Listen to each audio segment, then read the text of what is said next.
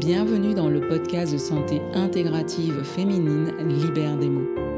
Nous abordons la santé préventive et curative des femmes, qu'elles soient mamans ou non, en bonne santé ou malades, en quête de leur physiologie ou en quête de sens. Lorsque l'épisode vous a plu, merci de soutenir notre travail avec un 5 étoiles, vos partages, vos commentaires sur les plateformes de diffusion. Un grand merci à tous nos invités qui se livrent à vous, parfois dans des conditions extraordinaires, à travers leurs mots. Bonne écoute.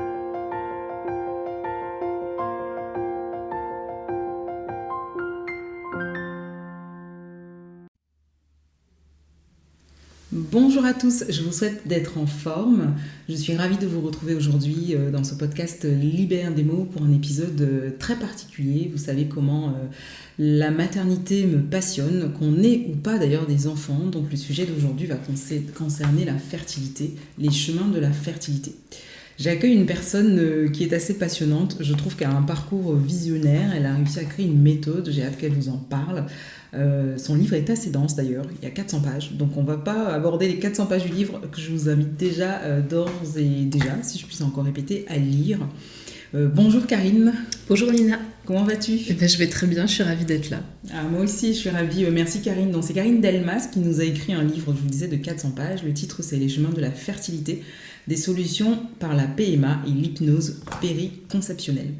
Alors, Karine, ton parcours est assez intéressant parce que tu as fait plein de choses différentes. Et surtout, il y a quelque chose qui m'a touchée, c'est que tu es passée par le corps profondément, oui, avant d'aller proposer aux personnes l'hypnose. Et je trouve que parler à un corps qui soit émotionnel ou psychocorporel d'ailleurs, psycho-émotionnel aussi, demande de le connaître subtilement et pas juste de manière anatomique, comme on peut penser qu'il faut à tout prix connaître là où se situe le nerf. Mais voilà, tu as commencé aussi, tu as beaucoup touché les corps, tu as pris des photos, enfin, présente tout ton parcours, raconte-nous un petit peu tout ça. Alors au départ, moi j'étais photojournaliste, donc absolument rien à voir avec ce que je fais aujourd'hui. J'ai une mère ostéopathe, donc le corps, ça a été pour moi une découverte à l'âge de 10 ans, où elle s'est mise à travailler des trucs dans mon corps. Voilà. Et donc ça fait du coup maintenant, donc quand même vachement longtemps, 35 ans que je suis soignée en ostéo. Ce qui m'a permis en fait d'affiner, je pense, des sensations et une connexion corporelle assez fine. Et aussi ce qui m'a permis, quand j'ai eu envie de changer de métier pour tout un tas de raisons, et notamment pour être dans la relation d'aide et avoir du temps aussi pour ensuite faire des enfants. C'était un peu l'idée. Je travaillais 70 heures par semaine à l'époque à La Voix du Nord. Pour moi, c'était naturellement que je me suis tournée vers le corps, avec des approches au départ en réflexologie plantaire et en massage ayurvédique, parce que j'allais beaucoup en Inde à l'époque. Donc voilà, pendant de longues années, j'ai accompagné des centaines, des milliers de personnes, vraiment par le toucher. C'était vraiment ça l'idée. Mais en tout cas moi quand j'ai lu le livre, je me suis dit on sent que oui, le corps a pris une place importante, tu vois, je ne savais pas que ta maman, c'est pas écrit dans le livre, est ostéopathe, donc ça explique encore plein de choses, plein de liens que tu arrives à faire aussi, je trouve, dans ton ouvrage. Et donc progressivement, tu es arrivé à ton approche, ta méthode, l'hypnose préconceptionnelle, tu vois, j'ai des péri. C'est dur à dire. C'est mais j'étais péri parce que je parle beaucoup moi de péri-maternité, je suis dans tout ça. Donc moi, il m'a encore un peu plus intéressante avec mon approche de yoga classique et à visée thérapeutique et mon profil de sage-femme. Et j'aimerais justement, parce que l'hypnose, j'adore aussi, je trouve ça hyper intéressant, j'aimerais que tu nous parles un petit peu de ce que c'est l'hypnose rapidement, pour qu'on introduise, après on fera le lien avec... Oui, alors l'hypnose, il y a différentes sortes d'hypnose. La plupart du temps, les gens que je reçois en cabinet, pour un certain nombre encore, ont un petit peu d'appréhension. S'ils ont assisté à un spectacle dans un camping, ils vont arriver en se demandant s'ils vont faire le petit chien autour de la table. Donc il y a une peur de perdre le contrôle, ou plutôt une croyance de si je suis quelqu'un de contrôlant dans la vie, je vais pas pouvoir lâcher prise, donc l'hypnose ne marchera pas. Ça, je l'entends plusieurs fois par semaine. Donc le truc important, il y a plein de sortes d'hypnose différentes, mais en gros la vraie différence, c'est qu'en hypnose thérapeutique, très souvent on est sur de l'hypnose ericksonienne, qui est une hypnose extrêmement permissive. Et moi, je considère cette pratique comme un travail d'équipe, en fait, avec les personnes qu'on accompagne. C'est-à-dire que moi, je pars du principe que dans cette technique-là, on se met, nous, praticiens, au service de l'inconscient des personnes qu'on accompagne, et pas dans une posture haute, on est plutôt dans une collaboration, parce que mes réponses et mes solutions vont pas nécessairement être celles des gens que j'accompagne. Et donc moi, contrairement à l'hypnose utilisée effectivement dans le spectacle, qui est très directive, très autoritaire, et que moi je trouve assez violente en fait, pour l'inconscient, on est dans une approche qui est aux antipodes de ça. Donc c'est un peu aussi ce que j'explique en début de séance aux personnes pour les rassurer. Ils ne perdent jamais le contrôle, ils sont toujours très conscients de tout ce qui se passe. Ils peuvent très bien penser à ce qu'ils vont faire demain, ce qu'ils vont manger ce soir, et en même temps leur inconscient va prendre un petit peu plus de place et du coup va pouvoir élaborer un nouveau chemin finalement intérieur pour leur permettre de contacter leurs ressources et leurs solutions. Et ça, c'est pas moi qui vais l'induire, je vais les guider vers l'endroit où ils vont pouvoir eux-mêmes accueillir ça finalement. Alors est-ce que souvent tu as des questions, parce que moi on me les pose sur les différences qu'il y a entre la méditation et l'hypnose? Alors, j'ai pas la réponse absolue à cette question-là. Peut-être simplement, moi, ce que je réponds dans ces cas-là, c'est que la personne qui guide la séance est peut-être dans un rôle plus actif. Et effectivement, dans l'induction et la manière dont on va diriger la séance, on a un objectif qui a quand même été déterminé en amont, mais déterminé avec la personne, hein, c'est pas à son insu évidemment. Et à ce titre, on va pas uniquement l'amener à être dans cet état méditatif où elle observe, elle ressent, elle accueille, on va aussi la faire travailler. Et c'est vraiment ça la différence. Moi, j'explique toujours que, enfin, je vais parler de moi parce que je suis pas sûre qu'on bosse tous pareil en hypnose. Mais c'est très bien. Mais en tout cas, dans ma manière d'aborder l'hypnose, donc il y a cette phase d'induction dans laquelle on rentre dans cet état modifié de conscience progressivement, tranquillement et facilement, parce que contrairement à ce que beaucoup de gens imaginent, ça se fait très bien. On est tous en état hypnotique plusieurs fois par jour. C'est clair. Donc voilà, quand on s'endort, quand on est devant la télé, quand on conduit et qu'on a fait 10 km sur l'autoroute sans les voir passer typiquement. Et donc, il y a cette phase d'induction qui, pour moi, passe énormément par le corps. Là, pour le coup, c'est ma déformation professionnelle. Il y a plein de manières d'induire une séance, mais voilà, moi, le rapport au corps et comment on va amener le corps à se poser et à ouvrir une porte à autre chose. Et je passe, en fait, hyper souvent par ça. C'est presque malgré moi, finalement. Donc, il y a cette phase d'induction qui est ensuite suivie de ce que j'appelle, moi, la phase de travail. C'est-à-dire que là, la personne est dans un état hypnotique pas trop profond pour qu'elle reste quand même consciente, et là je la fais bosser sur ce qu'on a prédéfini ensemble. Donc ça peut être une libération émotionnelle sur un sujet, je sais pas, relationnel par exemple, ça peut être un travail sur un trauma, un deuil, enfin etc. Donc on bosse. Donc là, ça peut remuer un peu, on libère pas mal de choses. Et ensuite, il y a toute une phase qui est pour moi la phase de recharge. Je laisse jamais quelqu'un ressortir d'une séance sans avoir rechargé ses batteries et sans avoir quelque part mobilisé l'inconscient sur une nouvelle direction de changement, de transformation et de mieux-être en fait.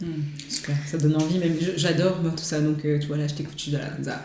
Mais bon, on aura une petite méditation, enfin tu vois je dis méditation, une séance d'hypnose que tu vas nous proposer, que je mettrai dans un autre épisode, comme ça vous allez pouvoir écouter. J'ai une anecdote qui était assez intéressante, je te la raconte, tu vas peut-être aussi nous dire 2-3 éléments sur l'importance de la voix.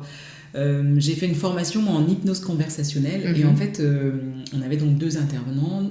L'anesthésiste qui était là nous raconte comment un collègue en fait a induit justement une personne en hypnose pour l'opérer, pour faciliter le processus opératoire, sachant qu'on n'enlève pas toute la médication. Les gens pensent souvent que c'est c'est en complément, bien sûr. Savoir que c'est en complément, on peut diminuer certaines choses, on n'enlève pas tout.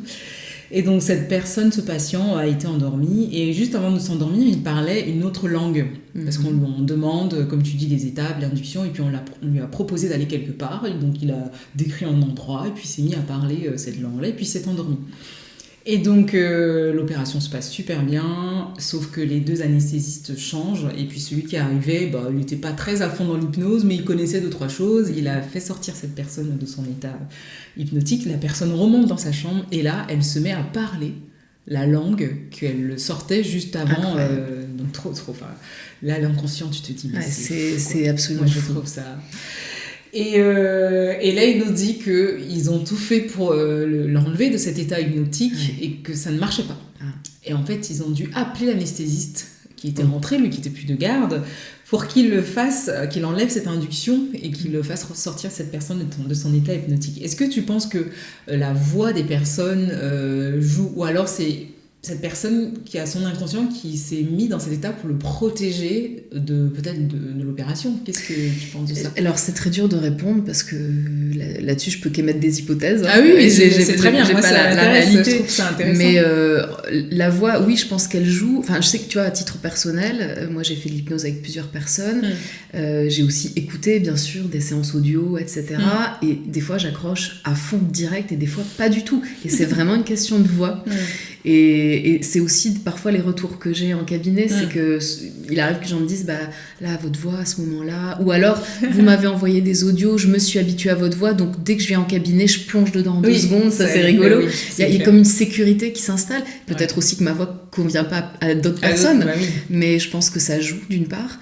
Je pense aussi qu'il y a un lien de confiance qui s'établit avec le praticien, et ça me surprend pas qu'en fait si c'est une autre personne qui a voulu le sortir de la transe hypnotique, il est dit non, c'est pas lui, je suis pas sûre que ça soit bon pour moi, effectivement.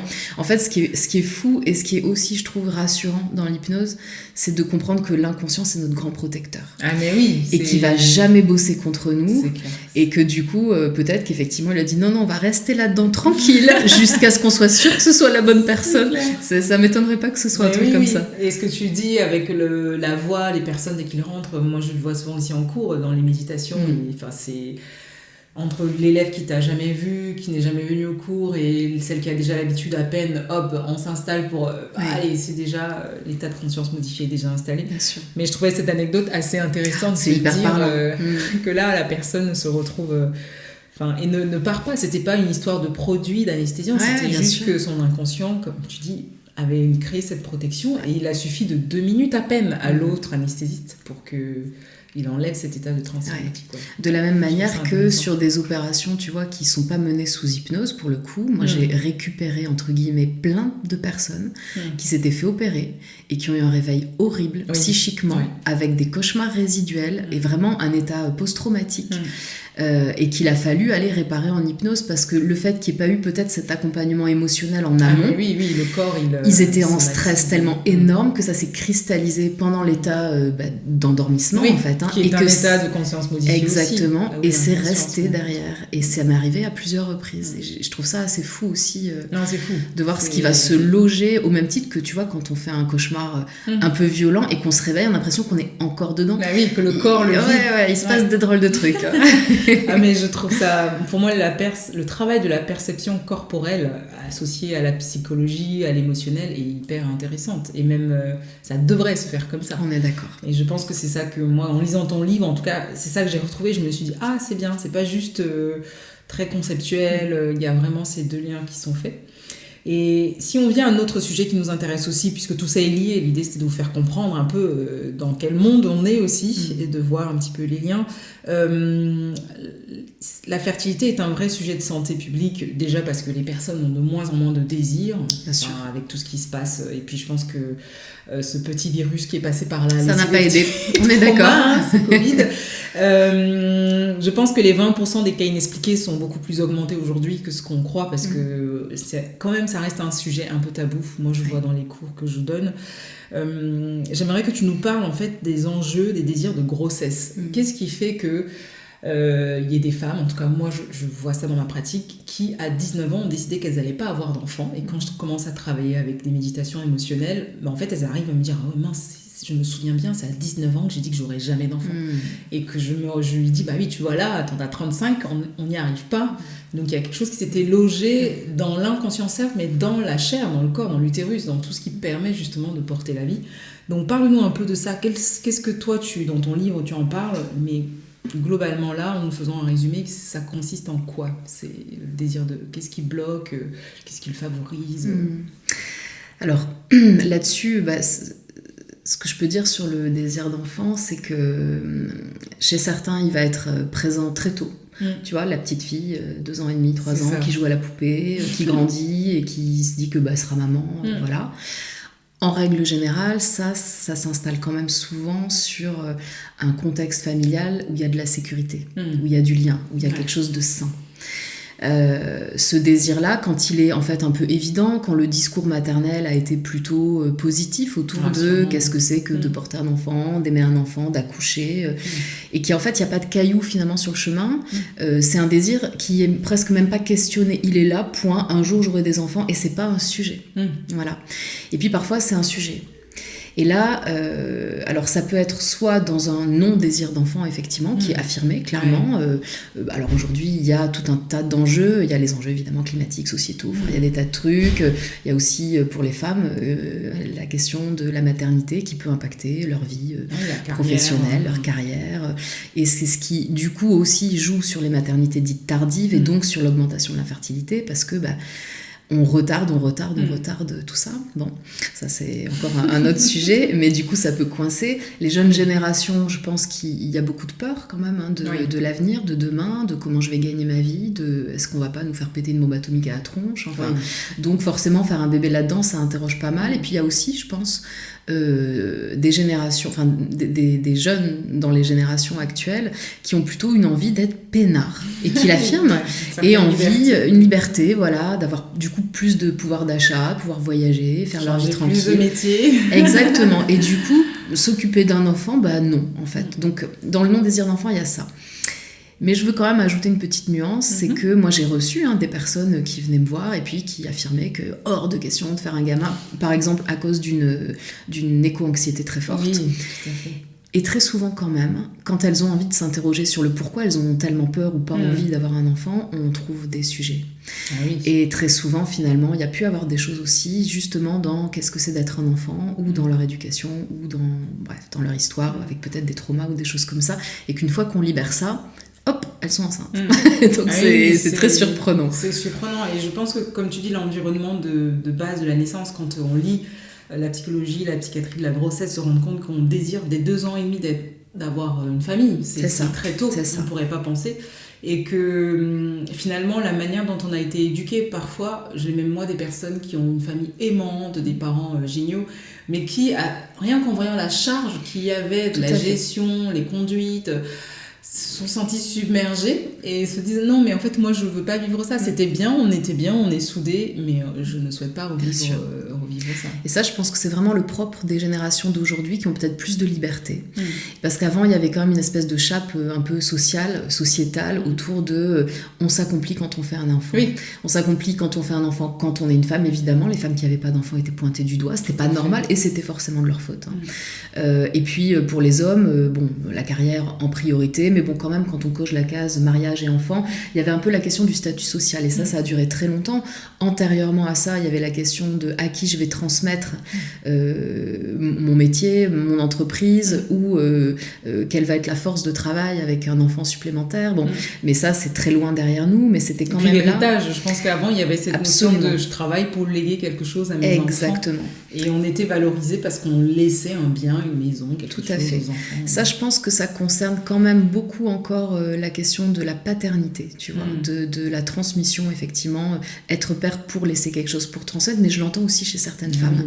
Donc aujourd'hui, le désir d'enfant, pour moi, il est protéiforme, tu vois. Il va y avoir à la fois des gens qui ont donc ce désir un peu naturel et très viscéral et qui est là depuis tout le temps, ok. Il y a ceux qui vont plutôt avoir envie d'un enfant pour réparer une histoire traumatique ou douloureuse. J'ai souffert étant enfant, je vais faire autrement. Et puis il y a aussi... Là, c'est challengeant quand même. Et c'est super challengeant. Et là, si on bosse pas sur soi, ça peut être un petit peu délicat. J'ai des cas comme ça, c'est même les plus difficiles. Tout à fait, mais s'ils interrogent ça, ça peut être super beau, mais il faut faire un boulot de nettoyage quand même, je crois. Et puis après, il va y avoir quand même aussi des personnes qui n'ont pas un désir viscéral, même des femmes. C'est un désir qui s'est élaboré intellectuellement, et puis quand même... pour les vieux jours, ou effectivement là aussi pour transmettre, ou ça va venir, mais sur un plan plus intellectuel que véritablement viscéral. Et puis après, je crois que quand même, et ça il faut le dire, aujourd'hui le désir d'enfant, c'est l'amour, quoi.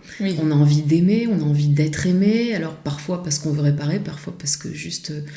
on veut être au contact de ça. Donc, et ça, du coup, moi, je l'interroge beaucoup. D'ailleurs, c'est le début du bouquin, la question du désir d'enfant, parce que c'est le préalable à la fertilité pour moi.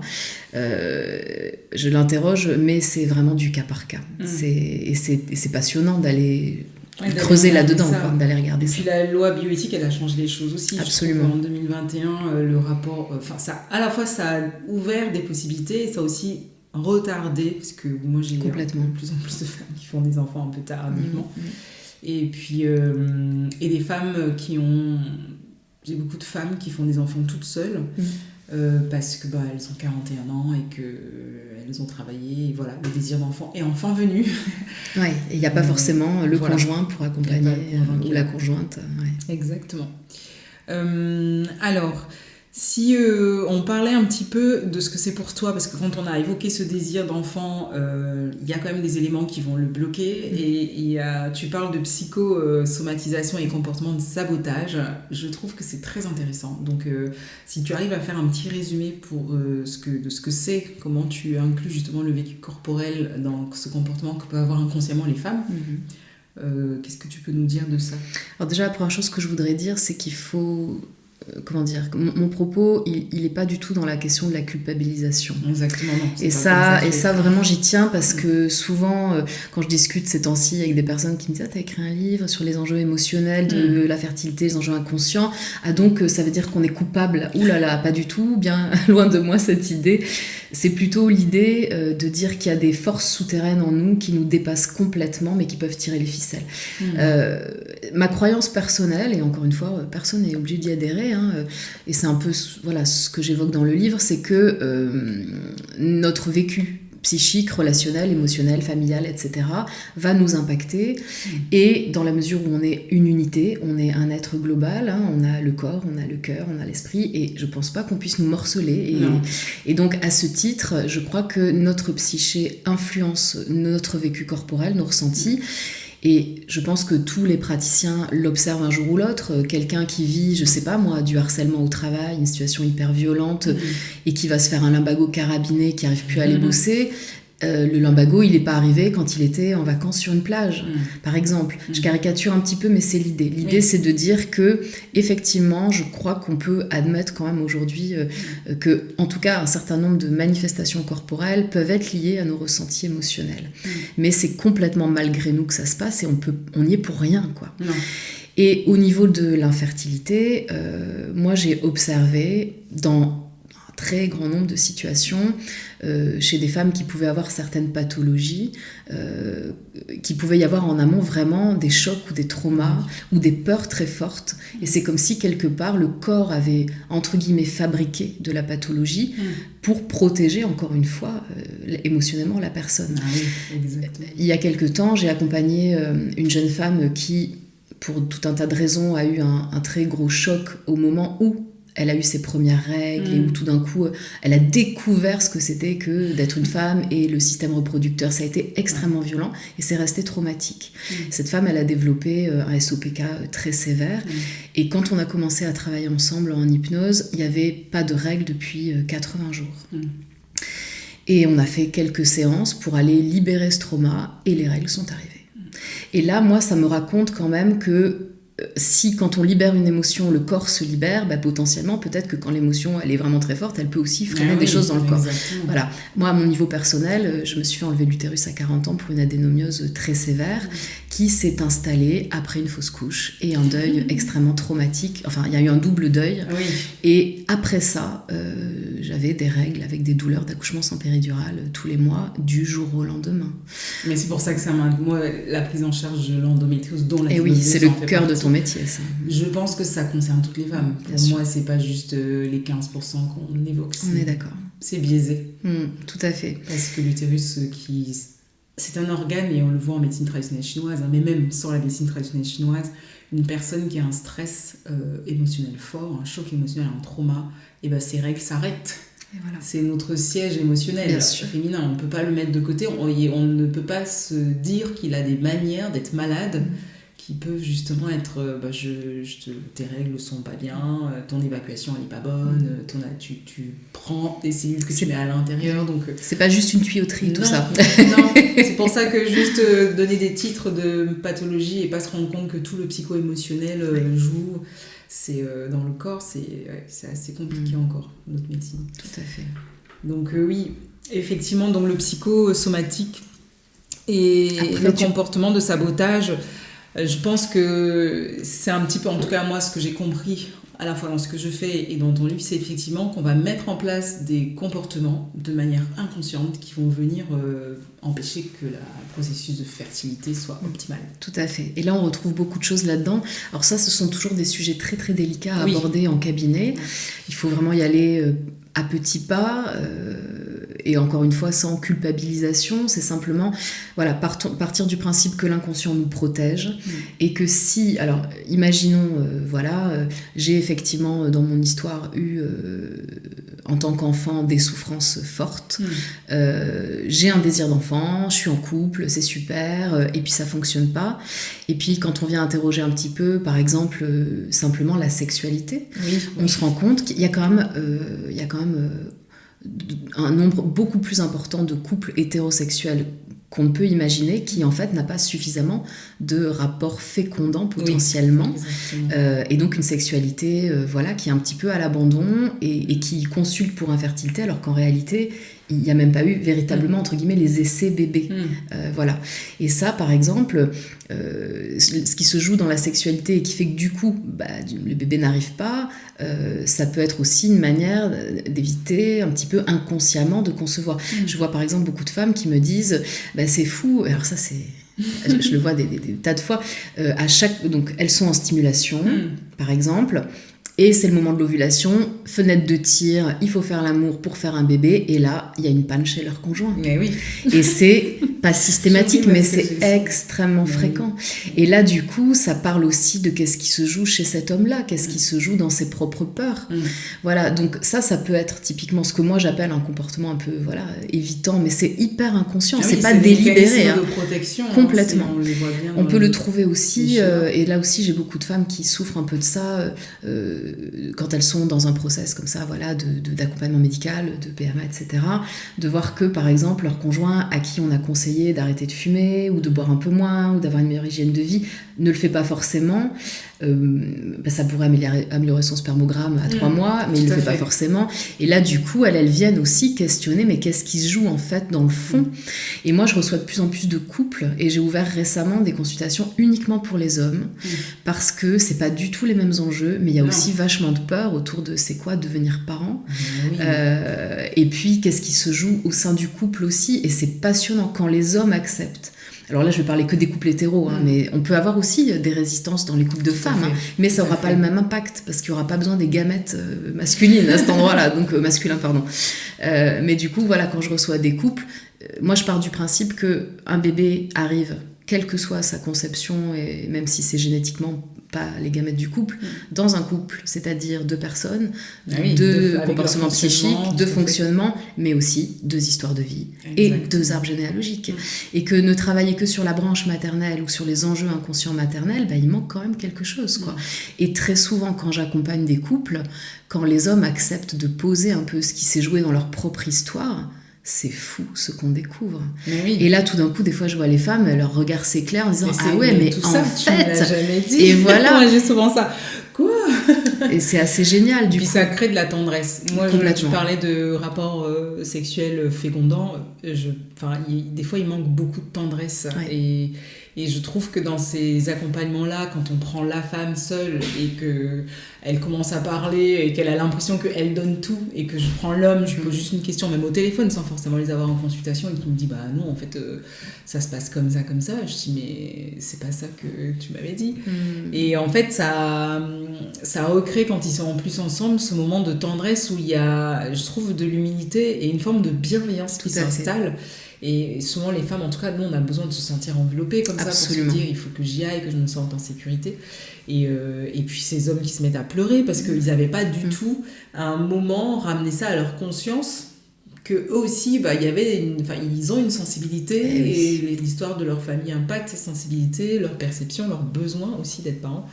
Et je trouve ça hyper touchant, en fait. Et c'est vrai que ça crée de la douceur. Et moi, ce que je leur dis beaucoup, c'est ça, c'est de les amener à rouvrir un dialogue sincère et à entendre les besoins de chacun, en évitant un peu les procès d'intention. Où souvent, ce qui se joue, c'est que les femmes ont l'impression d'être toutes seules dedans et que l'autre s'en fiche, alors que l'autre, en fait, essaye de la protéger, mais du coup, c'est mal perçu. Et quand on ouvre cet espace de libération de la parole, c'est très, très beau ce qui se passe. Et je pense que dans un projet d'enfant, quoi qu'il arrive, de remettre le couple amoureux au centre du processus est essentiel, parce que si le couple parental qui va peut-être in fine réussir à faire un bébé après un parcours long et compliqué s'est perdu en route au niveau de ce lien affectif, il va pas faire long feu, le couple parental. Et donc d'avoir tout de suite cette conscience qu'il faut prendre soin et protéger le couple amoureux pendant la PMA, moi ça me semble essentiel. Et en général, quand on peut poser ça avec eux, on voit que il y a quelque chose qui lâche un peu, qui se pose chez eux. Donc c'est beau, quoi. Et ça vient aussi, ce qu'on est en train de dire, toucher sur les traumatismes du postpartum, même si de plus en plus on essaye de moins médicaliser la naissance. On se rend compte que le vécu du père n'est absolument pas celui de la mère. Bien sûr. Et que pareillement, ce que tu étais en train de dire sur le rapport à l'autre, les moments de partage peuvent faire qu'on ait eu un enfant facilement et qu'on se retrouve avec des parcours de procréation médicale assistée pour le deuxième, sans se rendre compte que en fait, ce qui s'est passé dans le postpartum a joué complètement pour les deux. C'est ce qu'on appelle une infertilité secondaire, et elle est considérée comme une infertilité souvent traumatique. Et en fait, il est extrêmement fréquent quand il y a eu effectivement alors soit un accouchement traumatique pur et dur, soit une grossesse patho très mal vécue, ou bien des suites en postpartum qui ont été difficiles, etc. Soit dans le corps, sans qu'il y ait forcément une dépression du postpartum, mais soit avec des œdèmes énormes, des douleurs qui n'en finissent pas, des douleurs neuro, et qui vont vraiment impacter la femme dans son être profond, dans son essence, et ensuite dans sa sexualité, dans son rapport à elle-même. Ça peut être tellement lourd dans le corps que du coup, l'inconscient, il dit non, mais en fait, faire un bébé, c'est dangereux, on n'y retourne pas. Et donc, effectivement, l'impact de l'accouchement, du vécu, on va dire antérieur périnatal, quels que soient les traumas, va impacter très très souvent la fertilité pour le deuxième ou le troisième bébé. Ou aussi, bien entendu, le deuil périnatal, les fausses couches qui ont pu exister, ou d'autres enjeux autour de la perte d'un enfant. Ça va très souvent impacter la fécondité, en fait.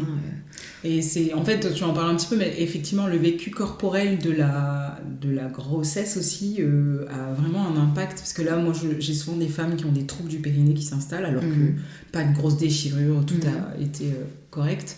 Et on se rend compte, en travaillant sur tout ce qui s'est passé, que finalement, elles ont eu un gros bébé qui appuyait beaucoup sur la vessie et donc créait des sensations de lourdeur importantes avec des décharges, et que finalement, une fois la naissance faite, la sensation, elle est restée, tu vois, et que en fait, elles ont toujours cette impression qu'il y a quelque chose qui gêne, que ça va pas, et de recevoir un acte avec une pénétration devient de ce fait Bien compliqué.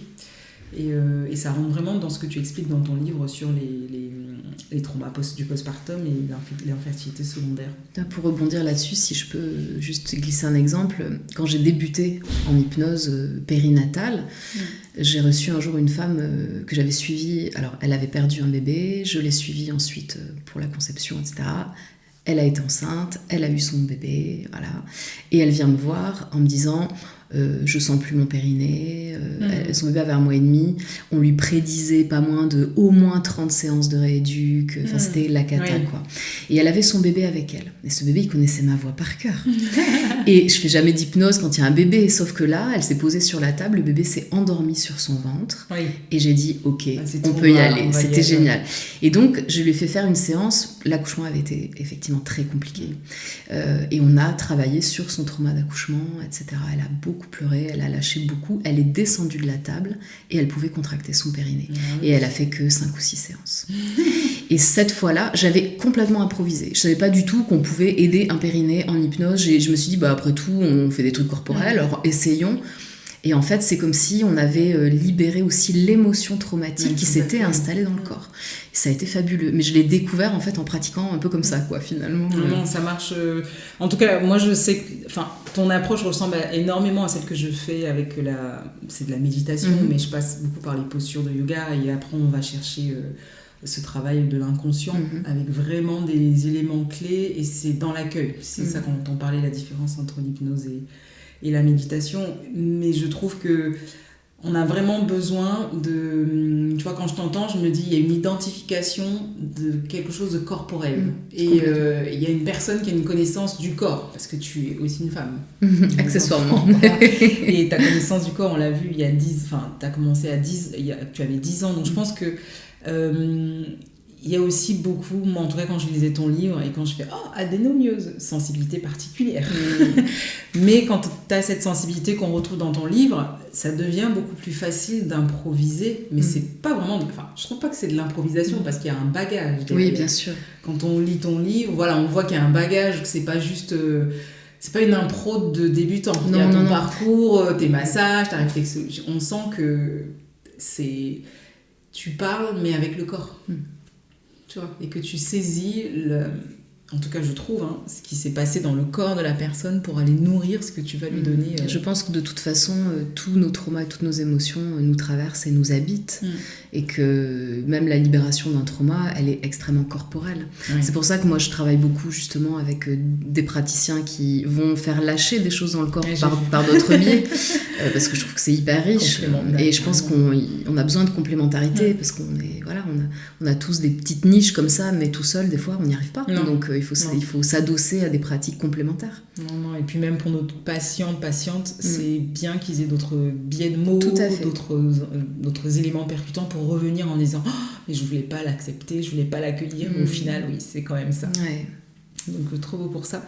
On avait donc parlé des différents types d'hypnose en début d'échange. Est-ce qu'il y en a d'autres que tu veux aborder je suis pas sûre que là ça nourrisse forcément le propos, puisque finalement moi dans ma pratique thérapeutique c'est l'hypnose ericksonienne, c'est le socle en tout cas, c'est la base quoi. Est-ce que tu peux justement nous parler justement de ta méthode? Est-ce que tu peux nous dire quelques mots? Je trouve le titre du livre intéressant, et c'est un peu ce que tu fais avec ta méthode justement, les chemins de la fertilité. Est-ce que tu peux nous dire comment ça se déroule à peu près, parce qu'on ne peut pas tout avoir, ta consultation. Quelle est la différence? Parce qu'il y a effectivement l'hypnonatal. C'est quoi la différence entre les deux, pour que les gens ne se disent pas mais si, je connais. En fait. Alors moi je me suis formée en hypnonatal effectivement avec Lise Bartoli il y a longtemps, qui m'a ouvert justement un peu cet intérêt, qui a nourri cet intérêt pour l'hypnose globalement. Ensuite moi j'ai adapté vraiment ma pratique en hypnose périnatale à ce que j'avais appris avec Lise, mais je l'ai adapté aussi avec mon propre bagage. Là, l'hypnose préconceptionnelle, c'est vraiment une approche que j'ai développée et qui est spécifique dans la mesure où elle va agir sur 2 axes en fait. Il va y avoir à la fois le soutien, on va dire à la fois émotionnel, psychique et corporel du parcours de procréation, que ce soit médicalisé ou non médicalisé. Et là, par exemple, ça va être de recevoir une femme ou un couple avec tout un timing de traitement, de ponction, de transfert, etc. Donc tu établis ça avec eux. Voilà, je vois où ils en sont, on fait le point et je vois comment moi je peux m'ajuster pour essayer de booster le corps, déjà de libérer des peurs, des appréhensions, de relâcher un maximum, parce qu'aujourd'hui il y a quand même des études qui montrent que l'hypnose a un impact sur l'implantation embryonnaire ou sur la ponction ovocitaire, donc c'est chouette, ça commence à émerger scientifiquement. Et donc du coup c'est d'utiliser vraiment l'hypnose pour les préparer en quelque sorte à mieux vivre toutes les étapes du parcours, très concrètement. Je m'appuie aussi sur des audios que j'enregistre, qu'ils écoutent chez eux, qu'ils peuvent écouter jusqu'au transfert et ensuite après le transfert d'embryon. Donc il y a vraiment tout un enveloppement du processus médical pour venir en soutien à cet endroit-là, et qui en général leur permet de le vivre un peu différemment.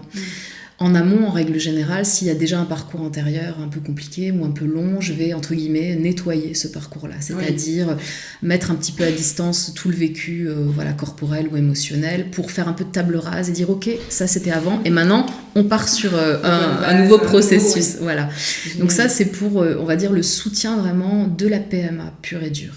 Et après, pour ceux ou celles qui veulent, il y a tout le travail de fond. Donc en hypnose préconceptionnelle, ça va être vraiment ce travail sur les sous-couches inconscientes autour du désir d'enfant et autour du devenir parent et de qu'est-ce qui va pouvoir coincer et à quel endroit ça achoppe. Et là, je vais aller interroger tout un tas de dimensions. En fait, le premier rendez-vous, je pose énormément de questions, je tire le fil de beaucoup de pistes. Je fais toujours des rendez-vous d'1 heure. Parfois, ça déborde évidemment. Mais l'idée, c'est en fait déjà d'avoir un état des lieux de où en est la personne, quels sont ses besoins, ses ressentis, qu'est-ce qu'elle attend et d'où elle vient. Et donc là, on va interroger les relations amoureuses, affectives, on va interroger le sentiment de sécurité, c'est comment dans la vie matérielle, professionnelle, etc. Et on va interroger son parcours, est-ce qu'il y a des traumas, est-ce qu'il y a eu des viols, des abus, est-ce qu'il y a eu, après, des enjeux dans l'histoire familiale, c'est quoi le rapport aux parents et en particulier à la mère. Et une fois qu'on a posé tout ça, j'émets des hypothèses, parce que moi j'ai pas les réponses, je tire des fils, je vois aussi comment la personne le ressent, et on définit comme ça ensemble un espèce de protocole qui va se dérouler sur en moyenne 4-5 séances. Okay. Et c'est comme si à chaque séance on enlevait une couche, on descendait un peu plus profond pour aller en fait libérer tous ces espaces, tous ces trucs un peu sous le tapis, pour permettre du coup de remettre de la sécurité qui est pour moi essentielle pour l'accueil d'un bébé en fait. Et une fois qu'on a fait ça, et en parallèle bien sûr ça n'empêche pas de travailler sur la PMA pure et dure, hein. Les deux peuvent se faire dans une même séance, mais du coup on vient envelopper tout le processus global, et c'est fou de voir ce qu'il y avait souvent sous le tapis quoi. Quand même. Oui, c'est beau, en tout cas ton cadre est quand même bien posé, défini, mais en échange, en collaboration. Toujours. Ça peut arriver par exemple que voilà, on est dit bon bah ok, la prochaine fois on va travailler sur tel sujet, et puis la personne arrive ou elle est sur une autre actu, quelque chose qui la parasite, et on commence par libérer ça avant d'aller sur le sujet, où on sent que c'est pas le bon moment. Il faut jamais rien forcer, jamais, et donc il y a toujours un temps d'échange pour voir si c'est ok pour elle. Et si ça ne l'est pas, c'est pas grave, on fait autre chose. Je change mon fusil d'épaule, on va sur un autre territoire, on y reviendra plus tard. Il faut qu'il y ait de la sécurité tout le long, et si c'est pas le cas, il faut pas y aller, quoi. Et puis je trouve ça humain, parce que ça apprend à la personne à s'autoriser l'adaptation. Il y a ça. Parce que c'est ça qui est un peu difficile souvent quand on t'annonce quelque chose. Tu as tout bien fait, parce que je parle de ça avec des mamans que j'ai, parfois elles ont tout bien fait et elles arrivent, il n'y avait que 2 ovocytes. C'est terrible. Et là, et les gynécos vont te dire, c'est pas mal déjà. Oui, voilà. Tu vois, elles avaient tout fait. C'est très violent. Effectivement, il faut s'adapter à ça, aux humeurs qui sont très impactées, au vécu émotionnel. Mais il y a aussi pour moi, et ça je crois que c'est un peu le fil rouge de ma pratique, mais toutes personnes confondues, parce que j'accompagne aussi des adultes, des hommes, des enfants, des ados, en hypnose plus générale, mais c'est l'idée de redonner du pouvoir à la personne. Et je crois qu'en fait dans un parcours de PMA, on est tellement dépossédé de son libre arbitre plus ou moins, on nous dit ok, il faut venir à telle heure, faire tel protocole, voilà tel problème, qu'en fait tout le monde se sent ballotté, parfois les informations sont pas claires, c'est compliqué. Exactement. Et moi mon objectif c'est au moins dans ce processus de libération de leur redonner du pouvoir, qu'elles puissent sentir si c'est oui ou non pour elles, quoi. Et à partir de là, elles se relèvent beaucoup plus facilement, elles se redressent beaucoup mieux. Ouais, ça met vraiment en état de survie, que ce soit réel, parce que les horaires sont imposés, et puis c'est est-ce que je vais survivre entre guillemets à tout ça, bien sûr. Et faire la suite, avoir un enfant, un petit cadeau comme ça, magique, on va dire. Qu'est-ce que tu parles du mot tu penses du mot maman? Qu'est-ce que je pense du mot maman? Oui. C'est une question que je me suis jamais posée. Moi, ça m'intéresse, parce que je trouve que c'est un mot assez... je vais rien dire. Écoute, pour moi, c'est un peu biaisé, parce que pour le coup, moi, ce mot, il est ancré dans ma vie comme un des plus beaux moments de ma vie. D'accord. Tu vois, c'est le moment où voilà, ma fille aînée le dit pour la première fois. Et elle aurait pu dire prout. Si ça avait été moi le prout, j'aurais trouvé ça juste merveilleux, tu vois.